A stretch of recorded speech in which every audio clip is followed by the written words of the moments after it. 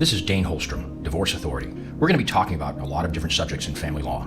There are some important items that I'm required to share with you so that you understand the limited purpose of my going over all of this information with you. No matter what the specific topic, it's very important for you to understand that this information is not intended as legal advice for any specific person or any specific type or actual case. My sharing this information with you is not designed to create an attorney-client relationship. Everybody's case is different, and nobody's results are the same. Just because we may discuss what happened in some other client's case that may in fact sound similar to yours or some other situation does not suggest that your case or the results would be the same or even similar. The discussion of specific cases are fictionalized and may not be real clients or cases. The purpose of these podcasts is to help you understand the framework of how these issues are decided, provide you a better understanding of the process, and hopefully give you insight as to how you might prepare and conduct yourself and your case to get a better result. There is absolutely no substitute for a consultation or hiring a competent, trained family law attorney, and I encourage you to seek out such an attorney as soon as practical in your case. Divorce Authority is a brand and registered trademark of Holstrom, Block & Parke, a professional law corporation. I've been practicing family law for 30 years. I've been certified by the state of California as a family law specialist, so I know a thing or two about divorce.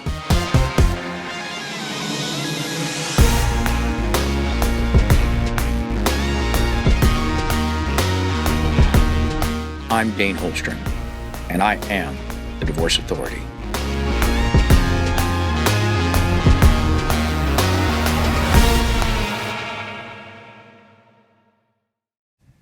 All right, another episode of Divorce Authority. Today we have a unique feature. We have a guest, and that guest is my partner, Carrie Block.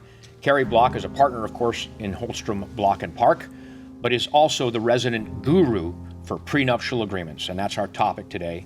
We're going to talk about prenuptial agreements, also known as antenuptial agreements, premarital agreements, all of those various names.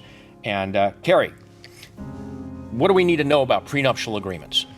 Well, there's a lot to know about prenuptial agreements. There's things about requirements of prenuptial agreements. There's information about when you should or shouldn't do a prenuptial agreement, what the basis of why you'd want one in your situation. So there's a lot we can talk about in this area. All right, well, let's talk about where does the concept of prenuptial agreements, where does it come from? Well, years and years ago, there was a thing that many people are probably aware of, a dowry, that when you got married to someone, the parents of the bride would pay to the groom a certain amount of money. And that's the basis that started from some kind of agreement prior to the marriage that would affect the rights of the marriage. Well, dowries, in fact, are still in place in various cultures and religious things and things like that, right? True. Okay. And is it always the bride paying? Sometimes wouldn't in fact, some cases, the family of the bride receive money in exchange for them giving up their daughter? Correct. It could go either way, yes. And sometimes they get something like a cow as opposed to money. It depends, I guess, on the culture and where the situation is happening. I'm not going to go there. Okay, all right, cool. All right, so prenuptial agreements with conditions and back and forth negotiations go back, I know, hundreds of years. Back to times of, if not ancient Rome, certainly Renaissance Rome, where they had conditions of marriage or divorce, and they talk about ending the marriage. And then there were some famous ones with some of the royal marriages of Europe, where somebody would get married and royalty would say, hey, if we end up splitting up without getting my head cut off, then I get to keep my little country or my little region. So the evolution today is that they're far, far more popular than just royalty. Correct. It's become much more acceptable, and a lot more people are doing it, not just royalty, but common people. Anyone is questioning or thinking about doing a prenup quite often when they're getting married, especially because how prevalent divorce is in the situation. And most people know that almost half of marriages end in divorce. So people are thinking more about what would happen if they were to get divorced before they get married. All right, let's talk first about a premarital agreement. California, which we're talking about primarily California law, my understanding is that it's based upon a variation of what's called the Uniform Premarital Agreement Act. Is that correct? That's correct. The Uniform Premarital Agreement Act is something throughout the United States, and I think it's been adopted in about 28 states, so it's very common. And in California, that is adopted, portions of it. Not everything necessarily is adopted as the law in California. And that's a huge point, is that even though you've got this uniform, in quotes, agreement, the reality is almost every state has modified it to some degree. Correct. It's never that states take everything that is suggested. They individually, the legislature of that state decides what portions to adopt and not adopt. All right, cool. Now, what circumstances would somebody want to have a premarital agreement, or consider it at least? So there are many circumstances that it could be considered. One is maybe a marriage that's later in life, a second marriage, when people have children from their first marriage, have assets that they want to protect, maybe for their future, maybe for their children. It just depends. It's actually becoming a lot more common with millennials because people are getting married later in life, and at that point they might have more assets and more things that they want to protect, and so therefore they're thinking about the future and what to do and how marriage would affect these things that they're coming into the marriage with. Okay, so let's break that down. So if we look at the older, and be careful using the O word around me. I've warned you about that. Okay? Yes, I know. All right, but let's talk about older couples they've come out of another relationship. They're either divorced or they're widowed, and they may have some assets of their own, and the other prospective spouse may have assets, or they may not. In fact, I had a recent case where I was talking to a potential client, and the issue was that the new potential spouse, while they were in love, had a lot of debt and no assets, and my prospective client had assets, but perhaps not as much love. I don't know, but no, I'm not. I may have to edit that part out. Anyway, but in that situation where one party has assets and the other doesn't, what does it mean? You get married, you automatically all of your property is now owned by the other party 50%?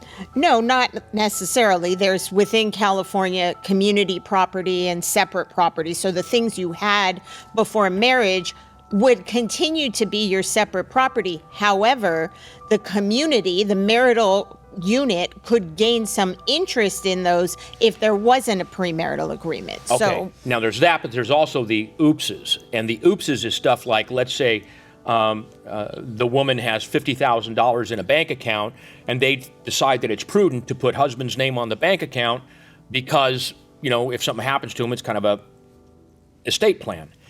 And then what happens, of course, is husband, the moral of the story, he takes all the money and leaves. And there's really nothing about it because guess what? He had equal management and control of the assets, partly because they were in his name and he had control of the bank account. correct. Okay. And so those are the type of situations that you can pre-plan for if you have a premarital agreement. Okay, let's talk about the other end of the spectrum, the millennials. And I think the concept is that they're way more attuned to the realization that the days of marriages lasting forever in the majority is not any time in our future, and therefore we have to plan for the ending of the relationship and might as well, plan ahead. And so they have some stuff. They may have a up and coming. They may have a 401k. They may have a business that they've started. They may have real estate. And the idea of a prenup would be to protect that in the event that the marriage doesn't go into perpetuity. Is that a fair statement? That's a very fair statement. And at times they're trying to protect either what they have or what they're going to be making in the future. So they might be starting out. I had a situation where a gentleman was starting his own dental practice and wanted to protect that and wanted to have certain rules behind it and things that would happen if the marriage didn't last. So those are things that you can plan for within the premarital agreement. Okay, so the classic premarital agreement scenario is you have the octogenarian bajillionaire, okay, and the 25-year-old stripper, okay? Very. Now, if you're advocating, and by the way, I did not put genders to those roles. You guys in your head created who was who, okay? So with that said, you've got the octogenarian as your client. Are you advocating for a prenup? I would be, yes. Okay. And if you're on the other side of the equation, and you're advocating for the stripper, do you want a prenup? Well, it depends on what she's getting out of the prenup. There could be things You said she. I did. You're right. I'm the sexist one, but I'm the woman, so it's allowed. Okay, go ahead. It would depend what the stripper is getting out of the prenup. If there are things that maybe she wouldn't get or be entitled to under just the standard divorce law, she could get some protections out of this, and it might be to her benefit. And with the right lawyer assisting her, she might end up with getting more than she could get without the prenup. Yeah. And I think Anna Nicole Smith comes to mind of the history of that story, and that ended up a very sad tale. But that's a good point. Prenups aren't always a bad thing, and they've kind of got a bad rap about it means you're giving something up. And in fact, a lot of prenups do the exact opposite, and they actually can create incentives if you're married for a certain length of time, things like that. Let's talk about the flip side. What kind of cases, what kind of problems and situations will not be solved with a prenup? So there are certain things that can't be dealt with in a prenup. For example, if you were to have children in the future, anything regarding custody of those children would not be included in the prenup, because that would be looked at the time and no one would know what the situation is. So that would not be dealt with within the prenuptial agreement. Well, people can, I guess, rule number one, I always talk to people, you can put it in, it may not be enforceable. Is that a fair statement? That is a very fair statement. Okay. So you can reflect the meeting of the minds or thought process as they exist, but it's not binding upon some future court. Correct. Okay. So we're going to talk a little bit about pop culture in and out of these issues, and this brings up the issue of Brangelina. Okay. Purportedly, there was a provision that said that she would get custody of the kids, and maybe it was conditioned or something like that.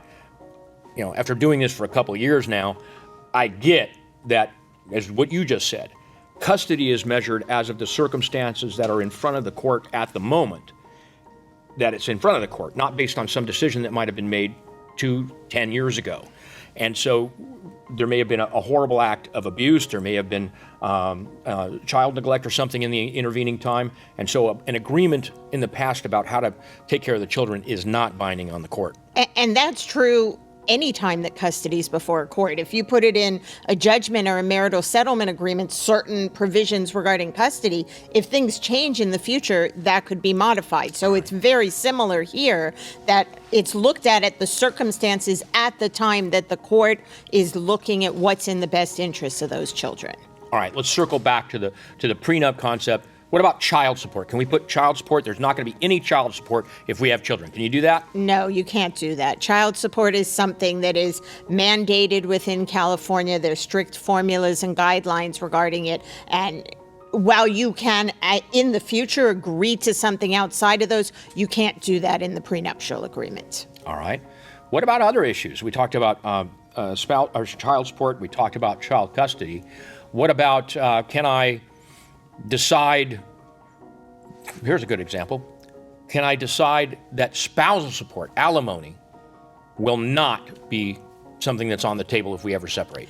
There are ways to put provisions regarding spousal support or alimony within a prenuptial agreement. The requirements that surround putting that language in are a lot more stringent than property issues, but there are ways to do that, and there's certain guidelines and things that you have to meet in order to put that provision in there. All right, we'll come back to that one in a little bit. So, talking about what makes a prenup, how do you do it, what are the rules for it, things like that.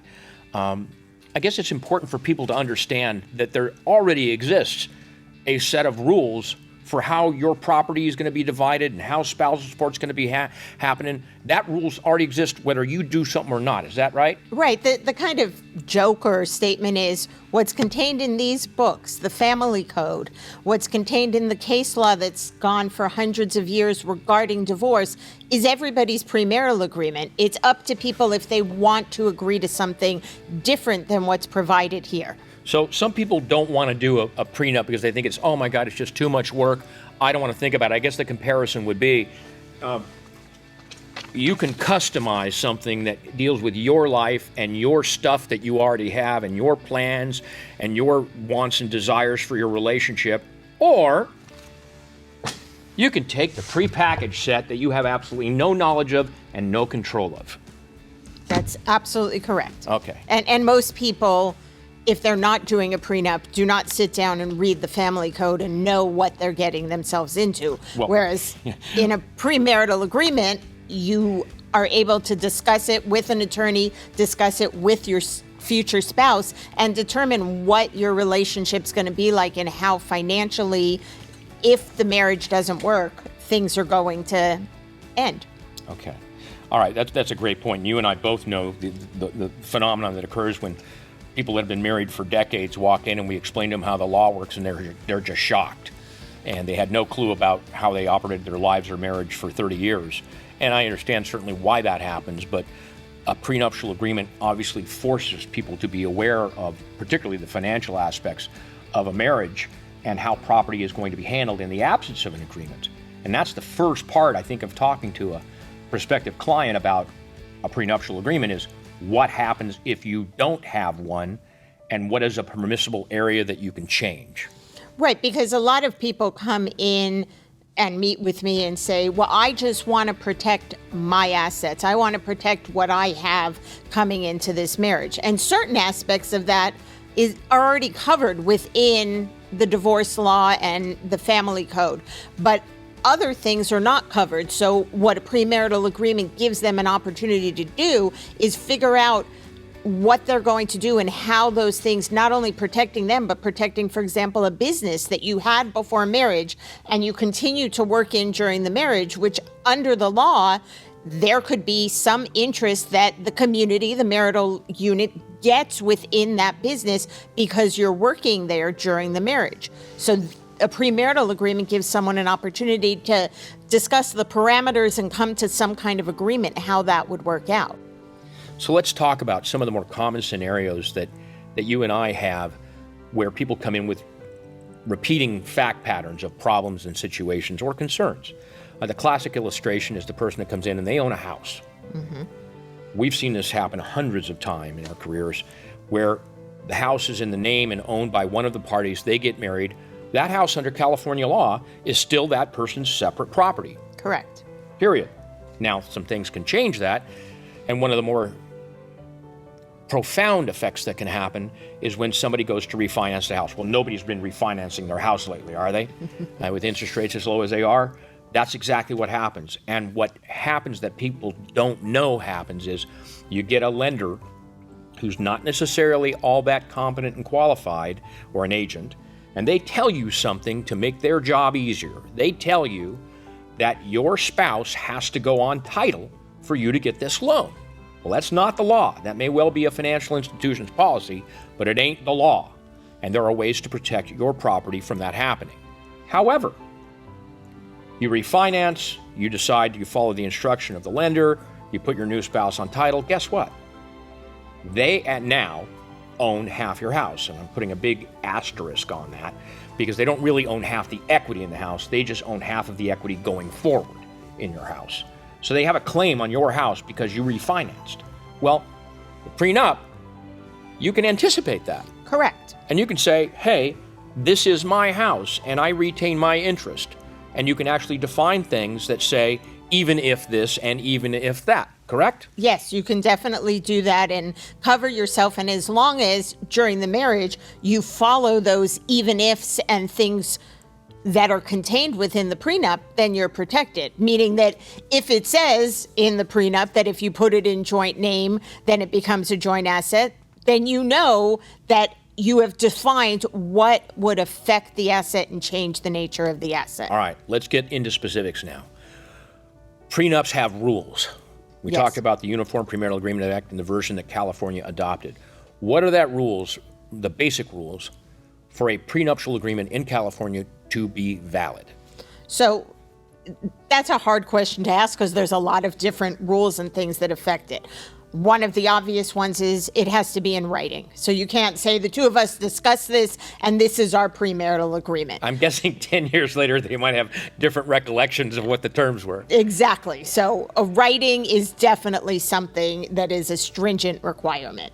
Another requirement is regarding surrounding the signing of the agreement. So for example, or what the law provides is that you have to have had the agreement in your hand for 7 days before you sign it. So if it's handed to you on a Monday, 1 week later, 7 days later, on the following Monday, is the first opportunity that you could sign it. Now, to be clear, and I want to tie that back to the wedding date. So the scenario that we're trying to avoid, public policy, is we don't want somebody being blindsided literally at the altar or on the eve of the wedding the night before with a prenup. Exactly. That's very true. So they would have it within their hands within a week to review it and understand it and prior to executing it. But there's no set rule saying a prenup has to be signed X number of days prior to a marriage. I, as an attorney, like to have it signed 30 days before the marriage, because you don't ever want to look like they were under duress when they signed it, that the wedding invitations have gone out, there's 200 people that are going to be at this wedding, and the one spouse says to the other, well, if you don't sign it, the marriage is off. And that often puts them in a predicament of being embarrassed and dealing with that, or just agreeing to this agreement that they might not be comfortable with. All right, so there's a kind of a bright line relative to the timing of a minimum of 7 days that you described. Now, that 7 days can be made longer, as I understand it, because if there's a material change. We're talking about the first draft of the agreement where somebody has the basic terms. If there's a major modification of that, the clock starts over, doesn't it? Correct. If it's just a typo or a name or something is changed, that's one thing. But if there is major substantive changes, the 7-day clock starts over. All right. Other absolute requirements or things to be careful of in drafting a prenup. One of the requirements with a prenup is a full and complete disclosure. So making sure that you disclose to your spouse or future spouse all the assets, all your debts, your income, everything, because everybody has to be on the same page and understand the situation. And the prenup itself contains these disclosures of all the assets and debts so that it's clear what's going on. So if there's an asset that's missed or left out, whether it be intentional or unintentional, that could void the prenup in the future. Okay, and that brings up a really important issue of going on right now with Jay-Z and company, and we've already seen Brangelina and now Kim Ye, and all these issues coming up, is that all these issues of prenups and how they're interpreted and things like that, and the first issue that jumps out is somebody says, my prenup was invalid. Mm-hmm. And so that's the first defense they throw up, because why? Gee whiz. Maybe my prenup says I get $10 million, but if the prenup is thrown out, I get $100 million. Right. And a lot of people go into a prenup thinking, oh, this is the way I'm going to do it to avoid the expenses of a divorce and the expenses of a divorce attorney. And the reality is that sometimes you end up spending so much because one side says, no, the prenup isn't valid. And so you're first litigating the validity of the prenup. And the disclosures is one part of something that could be litigated at that time. There's many other issues that can be looked at as well. Right. And as a crossover to pop culture stuff, one of the biggest things that happened in California, it was early on in my career, was the case involving Barry Bonds. And he had a prenuptial agreement, and as I recall, his bride came in from Europe and didn't have English, which definitely a second language. And they had a very comprehensive prenuptial agreement, as you might have guessed, for a professional athlete making millions of dollars. And I don't think steroids had anything to do with it, but anyway. But they negotiated this deal, and he had attorneys, and he had financial advisors, and he had consultants, and she didn't. Well, he had paid for an attorney for her. Oh, good but for him. she Right. never really had a one-on-one conversation with that attorney, but there was this person out there that was supposedly representing her interests. Perfect. So as we've seen happen in California, this has happened a couple of times. In another podcast, we're going to talk about legal separation, and the same thing happened. It's where the California court says, hey, we're going to do this. And in this case, they said that Bonds' prenup was perfectly valid, and one of the key provisions of it was that she got no spousal support. And the courts of California said, it's enforceable, see you later, bye. Exactly. And then the legislature of California came back and they said, you know what? We don't like that result in that scenario going forward. In other words, they can't change what happened in Barry Bonds' case. They can change the way the law is applied in the future to other people in similar situations. What was it? Well, they changed the law completely and said that if the prenuptial agreement contains a provision regarding spousal support, there's a few things. One, the spouses have to be represented by counsel, or there has to be a writing where they are waiving, a separate writing where they're waiving the representation of their own attorney. And they look at the provision regarding the spousal support, not at the time of signing the agreement, but when it's put into effect and enforced down the line. So, for example, in Barry Bonds' case, at the time that they signed the agreement, it might have been fair for her not to get spousal support. But all those years later, where he's making millions of dollars as an athlete, it was no longer fair, and it was considered unconscionable that she wasn't getting anything. So the law was changed to say we're not, for property and for other items, we're looking at the situation at the time that you sign this agreement. But for spousal support, we're going to look at the situation and the facts at the time that it is enforced. So when you get divorced. Okay. All right. Right on.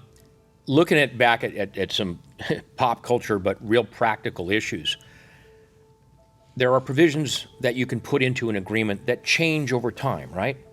Right, like sunset provisions, I think, is what you're That's exactly what to. I'm talking about. So how does a sunset provision work? So, for example, for spousal support, you might limit the spousal support based on the length of the marriage. So saying if we're only married 2 years, maybe there's no spousal support whatsoever. But when we get to 10 years, any provision we have in this agreement regarding spousal support is sunsetted. It's gone. And at that point, it's just up to the court what would happen regarding spousal support. Yeah, that actually reminds me of a famous national case. You can have a sunset provision that says our whole prenup goes out the window at a certain window of time. Correct. Okay, and that happened. Jack Welch, for those of you who know Jack Welch, he was the head of GE for years and an author and lecturer and really well thought of. However, his wife was apparently that much ahead of him when it came to the divorce. And she had a prenup that said the prenup goes out the window at the 10th anniversary. So it was like the 10th anniversary plus 2 days that she filed for divorce and went from getting $10 million under the prenup to $150 million as part of the divorce. That's one of the other things, that a prenuptial agreement can't promote divorce. So it can't encourage someone to get divorced so that they get something better if they hold out for this certain number of years. So they do that. And on the flip side, it might, the payer of spousal support, and if it says that at 10 years, the provision limiting spousal support is gone, well, then it would promote divorce before the 10 years, that the payer would be like, oh, it's 9 years and 9 months. I better start this divorce proceeding now. Okay, and I don't know if there's any case law applying, because what's good for goose is not necessarily good for the gander in that case, and I don't know how you determine that, but okay. All right, let's talk about some horrible prenup provisions and some horrible situations where somebody didn't have a prenup. Okay? Okay. How about Roseanne Barr? Yeah. Roseanne Barr, when she married Tom Arnold, did not have a prenup. So when they got divorced, and in fact, prior to the marriage, she had an attorney suggest to her that she get a prenup. And she proceeded to fire that attorney. Good move. And say, no, this is a marriage that's going to last forever and ever. And as we all know, it did not last forever, and she had to pay a lot of money to get out of that marriage. $50 million. That's a lot of money. Yeah. Yep. That's more money than he made in his lifetime. Yeah. So, yeah. All right. Well, good for Tom. And I'm sure he gave part of that to her lawyer. So, her former lawyer. No, I'm kidding. Okay. Okay. So, other situations. So, there's a lot of, how about, for instance, can you restrict cheating in the marriage? Can you have a monetary penalty if you cheat? So again, you can put anything you want in a prenup. It's just a question of if it's going to be enforceable. Okay, well, for instance, Charlie Sheen, okay, Yes, as an example. Denise Not that Richards. he's ever cheated, okay, or her from the Real Housewives thing, but anyway, there was a monetary penalty Correct. of not an insignificant amount. Right. I'm not sure if it only said if he cheated or either person, Okay. but said that if they cheated, there would be a monetary penalty. Yes. And then you got to define what cheating was. Okay. Correct. All right. And how you prove it would be interesting as well. Okay, I don't know that I want that case, but Yes. okay. All right. Okay, so Michael Douglas, okay, as I recall, his provision had an incentive that if they were married for more than a year or 2 years, that she got $3 million, and then like $1 million a year thereafter as settlement. But in looking at in perspective, if his future earnings were in fact community property under the law, okay, she probably would have gotten a lot more. Correct. And it's Okay. another example of choosing to go outside the law and agree to something specifically and going into the marriage saying, this is what we are going to do. So we've got a prenuptial agreement. We have another document, typically in a divorce, called a marital settlement agreement, which also can be a divorce judgment. Correct. There's also another document called a postnuptial agreement. What is that, and how does that fit compared to a prenup? So a postnuptial is very similar to a prenuptial, but it's signed after the people are married. And because of that fact, the requirements regarding signing it and negotiating it are even more stringent than those requirements regarding a prenup. Okay, why is that? Is there something magical that changes when people say I do? Yes, once you say I do, you are in a confidential relationship and you have a fiduciary duty to your spouse and certain duties to make sure you disclose all the assets and protect them and do various things. So the requirements surrounding a postnup and negotiating it and the disclosure requirements are much higher. And I've had many cases where we get to the eve of the wedding and the people say, well, wait, let's just sign this after we're married, but it makes it so much more difficult. Isn't one of the other differences, I think because you have that fiduciary relationship and you're already in a marriage, I think there may be limitations relative to what you can include. I mean, we already talked about what you can't include in a prenup, but I think it escalates further. You cannot include things in a postnup. By way of illustration, the enabling statute talks about property division. Well, wait a second, is spouse part of property division? I think that creates an issue there.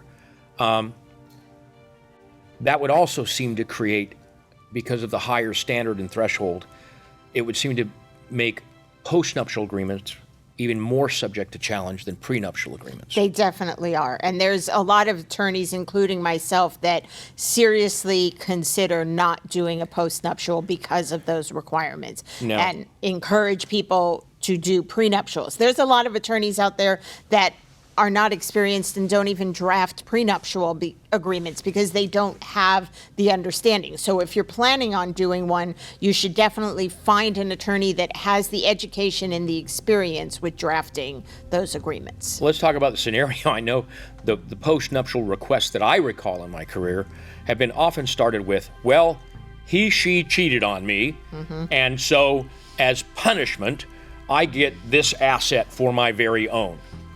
And that whole concept speaks to duress, speaks to some kind of a undue pressure being put on someone to cause them to sign this, particularly when, if you then divorce them 3 days later, looks like you were doing it just to get the property.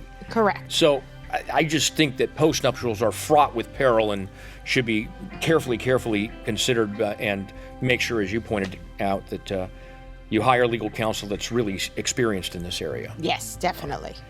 Okay, that brings us to a close of this episode. I thank you very, very much, Carrie, for coming on board and helping me out with prenuptial and postnuptial agreements. Thank you for having me. And thank you for investing your time in this episode. And I hope you found this information helpful. If you'd like more information, you can download the ebook Divorce 101 on our website, divorceauthority.com.